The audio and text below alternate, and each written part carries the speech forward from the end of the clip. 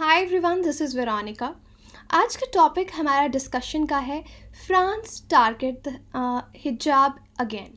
यानी फ्रांस में फिर से आपने देखा होगा हिजाब को लेकर कंट्रोवर्सी शुरू हुई है।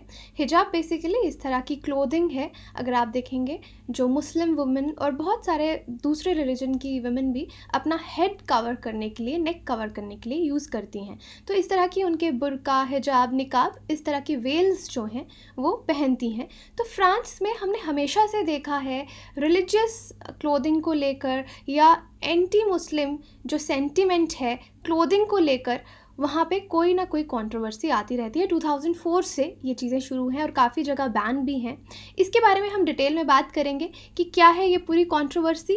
और यहाँ पे इस लेक्चर में इम्पॉर्टेंट बात है कि फ्रेंच सेक्युलरिज्म और इंडियन सेक्युलरिज्म कैसे आपस में अलग है। और यहाँ पे ऑब्वियसली हम ये बताना चाहेंगे, क्योंकि फ्रांस में हमेशा इश्यूज़ होते रहते हैं, तो उसको इंडियन सेक्युलरिज्म से क्या चीज़ें वो उठा सकते हैं।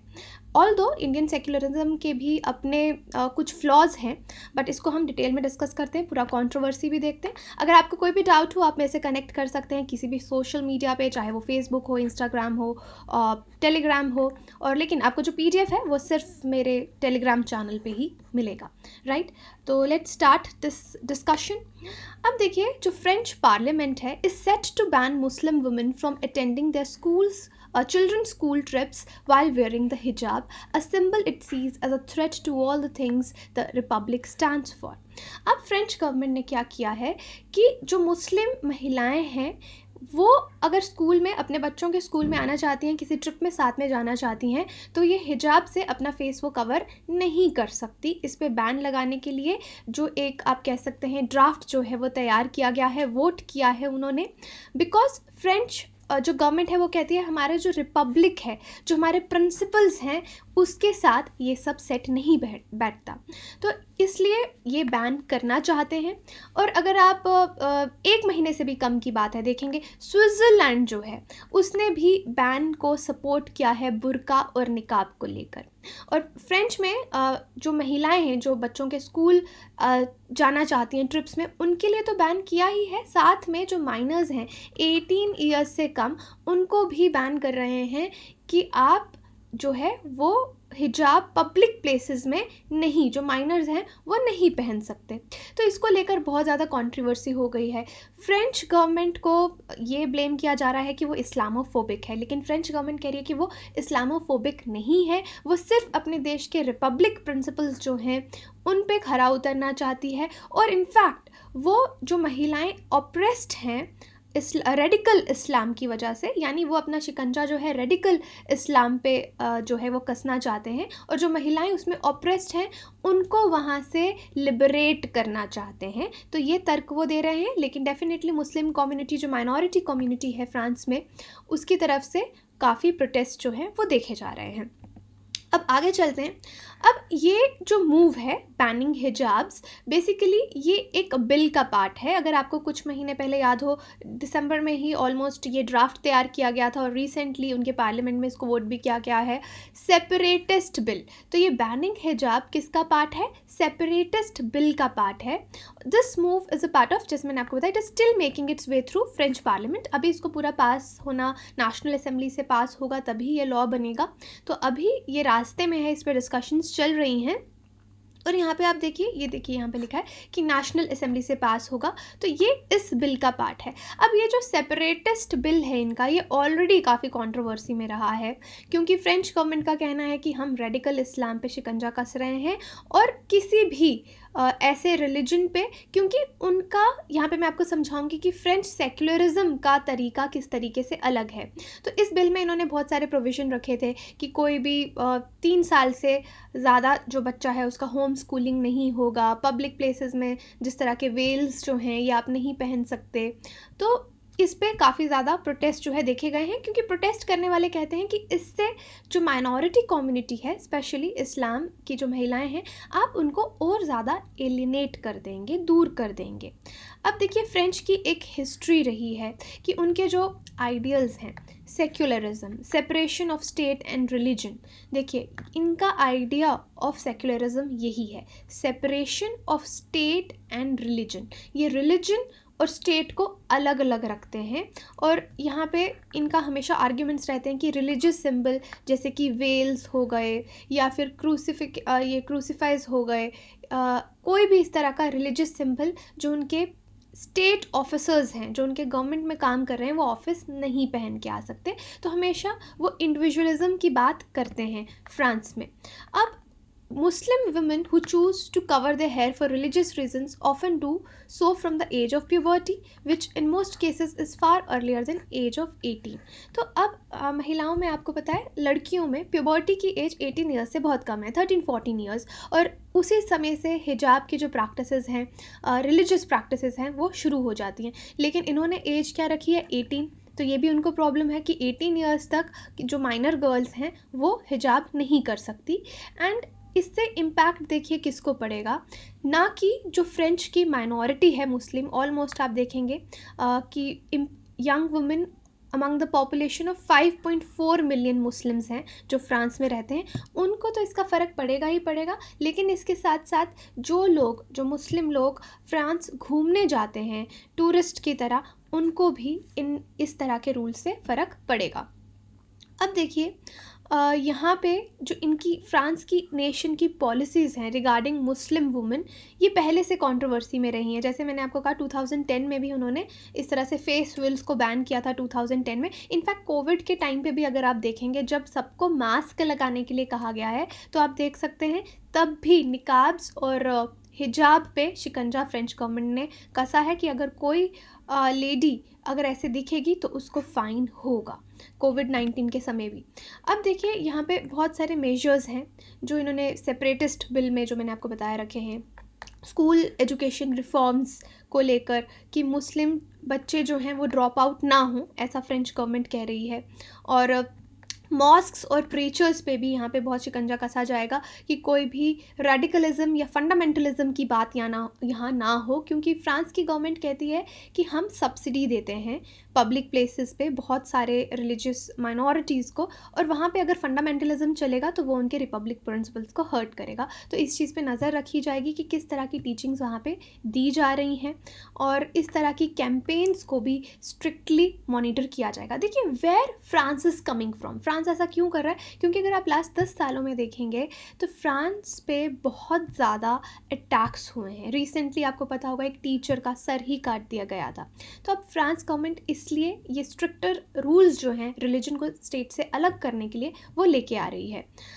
अब फ्रांस के सेक्युलरिज्म पे ये जो लॉ है, देखिए यहाँ पे ऑलरेडी मैंने आपको बताया स्टेट एम्प्लॉयज़ को बैन किया था कि कोई भी रिलीजियस सिंबल आप नहीं दिखा सकते, जैसे क्रूसीफिक्स हो गया या हिजाब हो गया। लेकिन अब इस चीज़ को एक्सटेंड कर दिया गया है कि कोई भी कॉन्ट्रैक्ट एम्प्लॉय भी है जो पब्लिक सर्विसेज या के साथ जुड़ा हुआ है, वो भी ये काम नहीं कर सकता। आगे चलते हैं। अब जैसे मैंने आपको बताया हम फ्रांस के सेक्युलरिज्म मॉडल पे बात करेंगे। अब बहुत बार मैं वीडियो में रिपीट कर चुकी हूँ, स्टेट को रिलीजन से अलग करता है, यानी state does not support religious activities but also not interfere in private religious practices. Theoretically इनका सेक्युलरिज्म का कॉन्सेप्ट ये है कि स्टेट जो है वो रिलीजियस एक्टिविटीज़ से दूर रहती है, वहाँ पे इंटरफेयर नहीं करती, क्योंकि उसको एक प्राइवेट मैटर माना जाता है। ऑल्दो बहुत ही टफ स्टैंड है, और जिस तरह से ये कोई भी विजिबल रिलीजियस सिंबल को पब्लिक स्पेस में मना करते हैं। अब इंडिया के सेक्युलरिज्म में क्या फ़र्क है? इंडिया में जो सेक्युलरिज्म का कॉन्सेप्ट है ये बहुत ही इंक्लूसिव है और पॉजिटिव है। फ्रांस में नेगेटिव कॉन्सेप्ट ऑफ सेक्युलरिज्म है। यहाँ पे हम हर रिलीजन और कल्चर को सपोर्ट करते हैं, जैसे कि मुस्लिम्स को हज के लिए सपोर्ट दी जाती थी, लेटर ऑन कुछ डिसीजंस लिए गए, बट सपोर्ट आज भी दी जाती है। उसके बाद स्टेट बहुत ज़्यादा पैसा खर्च करती है कुंभ का मेला अरेंज करने में, अमरनाथ यात्रा अरेंज करने में, तो यानी स्टेट की तरफ से सपोर्ट रहती है। जिस तरह से महाराष्ट्र में जैन्स, अगर आपको पता है, प्योरली वेजिटेरियंस होते हैं, तो उस टाइम पे मीट, जब उनका फेस्टिवल चल रहा था महाराष्ट्र में, तो मीट पे भी स्लॉटरिंग पे वहाँ पे बैन लगाया गया। तो इंडिया का सेक्युलरिज्म आप देखेंगे हम काफ़ी बैलेंस करके चलते हैं रिलीजन और कल्चर को। अब फ्रेंच सेक्युलरिज्म के साथ प्रॉब्लम्स क्या हैं? यहाँ पे जो स्टेट है उसकी तरफ से कोई भी सपोर्ट रिलीजियस माइनॉरिटीज़ को नहीं मिलती, तो इस वजह से वो काफ़ी ज़्यादा मार्जिनलाइज हो जाते हैं। फॉर एग्ज़ाम्पल अभी आप देखेंगे कि हिजाब और बुर्कनी बैन है फ्रांस में, तो इससे माइनॉरिटीज़ में बहुत ज़्यादा एंजाइटी हो गई है। ऑल तो कुछ मुस्लिम कम्युनिटी के लोग हैं जो इसके फेवर में आए हैं, बट फिर भी मेजरली ये डर है कि ये और ज़्यादा मार्जिनलाइज ना कर दे इस कम्युनिटी को। और उसके बाद फ्रांस में रिलीजन एक प्राइवेट मैटर है, किसी भी स्टेट पॉलिसी लॉ उसमें इफ़ेक्ट नहीं कर सकता। तो मॉडल ये इंटरप्रेट करता है कि फ्रीडम और इक्वालिटी आपकी इंडिविजुअल लेवल पे है, लिबर्टी अगर है तो वो एक इंडिविजुअल की लिबर्टी है, इसलिए वहाँ पे कम्युनिटी बेस्ड राइट्स और माइनॉरिटी राइट्स की बात नहीं हो पाती, राइट। और इस वजह से इस मॉडल में बहुत स्कोप रह जाता है कि अगर स्टेट चाहती है कि वो रिलीजन में कुछ रिफॉर्म्स लाए तो वो उस तरीके के रिफॉर्म्स नहीं ला पाती। अब हम यहाँ पे इंडिया की भी बात करेंगे। देखिए, while in France laws are made in isolation from religious principles, in India the law seeks accommodates the multiple religious principles that followers of different religions adhere to। यानी फ्रांस में जो लॉज हैं वो जब बनाए जाते हैं उनमें रिलीजन को बिल्कुल कंसीडर नहीं किया जाता, बिल्कुल आइसोलेटेड रखना चाहता है। लेकिन इंडिया में बिल्कुल ऑपोजिट होता है, मल्टीपल रिलीजन्स हैं हमारे, हम उनको कंसीडर करके ही अपने लॉज बनाते हैं। अब इंडिया में देखिए, जैसे इंडिया का सेक्युलरिज्म क्या बोलता है कि यहाँ पे दलित्स वुमेन जो थी हिंदुइज़्म के अंदर बहुत ऑप्रेस्ड थी, तो हमने बहुत सारे रिफॉर्म्स लाए। वुमेन डिस्क्रिमिनेशन जो है इस्लाम और क्रिश्चियनिटी के लिए बहुत ज़्यादा रिफॉर्म्स यहाँ पे भी लाए, जैसे आपने रिसेंटली देखा ट्रिपल तलाक हो गया। ओके, तो यहाँ पे आप देखेंगे कि इंडिया कैसे इंटरफेयर करता है। तो इंडिया रिलीजियस फ्रीडम तो देता है इंडिविजुअल्स को, लेकिन उनमें रिफॉर्म्स लाने में भी हेल्प करता है। अब देखिए इंडिया ने और क्या क्या रिफॉर्म्स लाए हैं। इंडियन कॉन्स्टिट्यूशन ने अनटचेबिलिटी को बैन कर रखा है आर्टिकल 17 में, चाइल्ड मैरिज जो है उसको एबॉलिश किया है, और कास्ट इंटरकास्ट मैरिज जो है हिंदुइज़्म में सैंक्शन, ये सब टैबूज़ पे रिफॉर्म्स लाए हैं।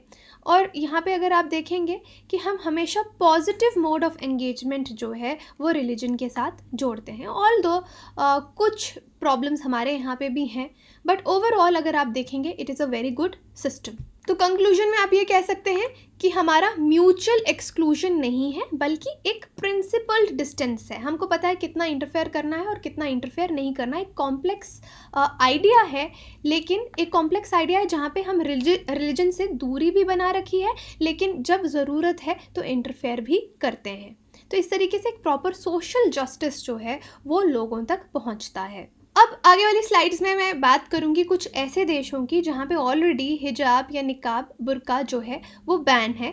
पहले हम फ्रांस से ही शुरू करते हैं। 2011 में आप देखेंगे कि बैन किया गया था यहाँ पे जो फेस कवरिंग्स हैं इनका 2010-1192 एक्ट था, जहाँ पे फेस को आप कवर नहीं कर सकते, ये बैन किया गया था। उसके बाद 2010 में भी फ्रांस ने इस तरह का डिसीजन लिया था। तो आप देख सकते हैं कि फ्रांस काफ़ी समय से इस चीज़ पे वर्क कर रहा है, और यहाँ पे फ्रांस गवर्नमेंट यही तर्क दे रही है, अगेन हम बात करेंगे कि इससे आइडेंटिफिकेशन क्लियर नहीं रहती और वुमेन जो है वो ऑप्रेस होती हैं।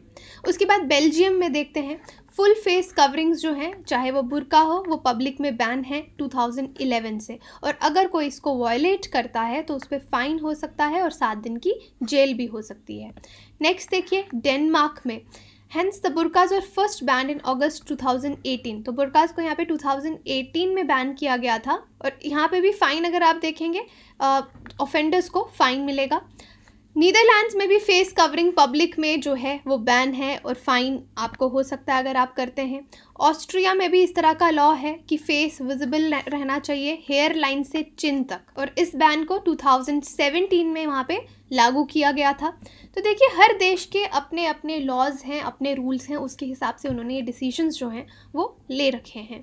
तो यही था आज का डिस्कशन, जहाँ पे हमने फ्रांस की बुर्का हिजाब पे जो कंट्रोवर्सी है उसको डिस्कस किया, सेक्युलरिज्म के आइडियाज़ को डिस्कस किया, और कौन से देश हैं जहाँ पे इस तरह के लॉज हैं उनको हमने मेंशन किया। यही था हमारा आज का डिस्कशन। आपकी कोई भी क्वेरी हो आप मुझसे कांटेक्ट कर सकते हैं। बाकी आप को अगर कोर्स लेना है कोई, आप studiiq.com और हमारी एप्लीकेशन जो है वो डाउनलोड कर सकते हैं, सारी जानकारी आपको वहाँ मिलेगी। Thank you so much.